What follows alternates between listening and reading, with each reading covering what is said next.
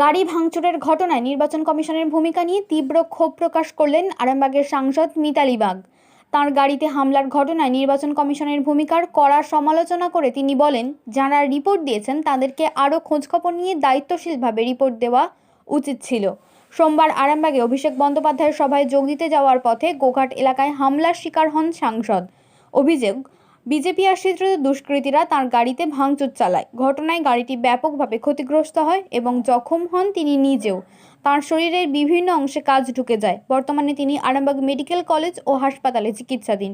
মঙ্গলবার তিনি বলেন, যারা এখন পশ্চিমবঙ্গে আসতেই পারেনি তারা যদি এখনই মহিলাদেরকে ধরে ধরে এভাবে নির্যাতন করে তাহলে তারা এলেই কি হবে? মানুষকে বিচার বিশ্লেষণ করতে বলবো, যাতে মানুষ সুরক্ষিত থাকে।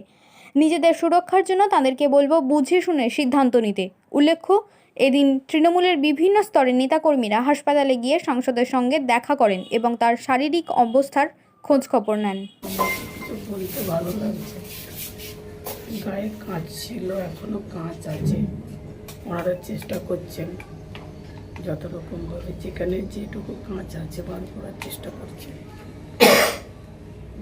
আর জ্বালাগুলো কমেছে না, জ্বালা এখনো আছে বলতে যে এটা বলেছে একবারে বার করা যাবে না, কারণ ঘষা হলে সেটা আরও জ্বালাটা হচ্ছে। ওগুলোকে যেগুলো আছে সেগুলোকে ধীরে ধীরে বার করতে হবে। বিভিন্ন লোশন দিচ্ছেন, লোশনের মালপত্র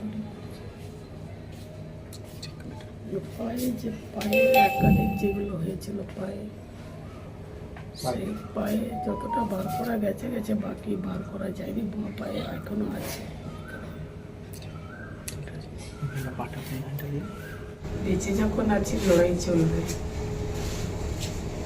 মেরে যখন ফেলতে পারেনি লড়াই চলবে। সাধারণ মানুষের কিছু বলবেন, এলাকার মানুষকে? সাধারণ মানুষ তো সব দেখেছেন, আলাদা করা তো বলে কিছু নেই। কিন্তু একটা কথা বলবো, বারবারই বলবো, যে যারা এখন পশ্চিমবাংলাতে আসতেই পারেনি তারা যদি এখন মহিলাদের উপর ধরে ধরে এভাবে নির্যাতন শুরু করে, তাহলে তারা পশ্চিমবাংলা আসলে কি হবে? মানুষকে বিচার বিশ্লেষণ করতে বলবো, যাতে মানুষ সুরক্ষিত থাকেন। নিজেদের সুরক্ষার জন্য তাদেরকে বলবো তারা যেন যা সিদ্ধান্ত নেয় ভালো কিছু নেই। কমিশন, নির্বাচন কমিশনকে কেউ যদি সেরকমভাবে রিপোর্ট দেয়, যে বা যারা দিয়েছেন, আমার মনে হয় কোয়ারি করে রিপোর্ট দেওয়া উচিত। ভোটের পর কি তদন্ত যাই হোক না কেন, যিনি রিপোর্ট করেছেন কিভাবে করেছেন, নির্বাচন কমিশন বাধ্য করেছে কিনা সেটা দেখার বিষয় আছে, এটাও খতিয়ে দেখার বিষয় আছে। তার কারণ হিংসার রাজনীতি তো নির্বাচন কমিশনই তো করেছেন।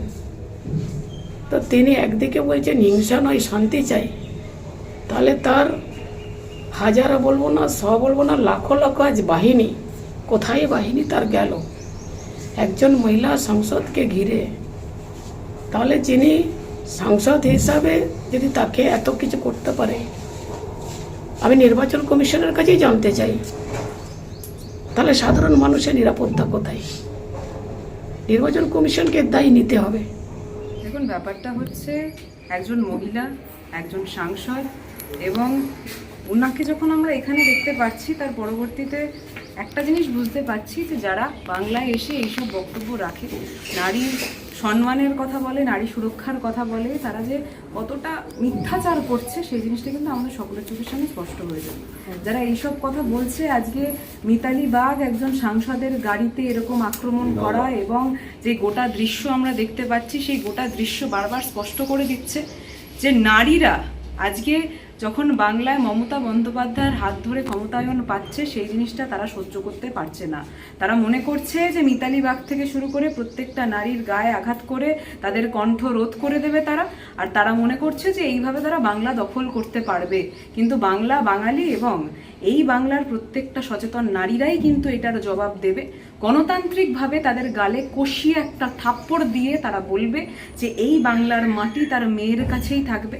আর আমি আবারও বলে দিই যে আজকে যখন তারা এই মাটিতে নেই, তারা এই মাটি দখল করার রাজনীতি করছে, এখান থেকেই যদি তাদের এতটা সাহস চলে আসে যে একজন সিটিং এমপির গাড়ির উপর এইভাবে তারা আক্রমণ করে, এবং সিটিং এমপিকে যখন আমরা দেখছি তাদের এই দৃশ্য দেখার পরবর্তীতে বিশ্বাস করুন আমাদের যেমন চোখটা ছলছল করছে, সমানভাবে আমাদের সকলের মধ্যে কিন্তু একটা আগুন রয়েছে। আমি বরাবরই একটা কথা বলি যে মমতা বন্দ্যোপাধ্যায় আমাদের সেই নেত্রী যিনি পরিবর্তনের কথা বলেছিলেন, যিনি বলেছিলেন যে বদলা নয় বদল চাই, এই কথা উনি বলেছিলেন। কিন্তু এবার আমরা বলতে পারি যে রবীন্দ্রসঙ্গীতের পাশাপাশি এবার কিন্তু ডিজেটাও বাজবে। আগামী 4 তারিখ শুধু সেটার অপেক্ষা করছি আমরা সকলে।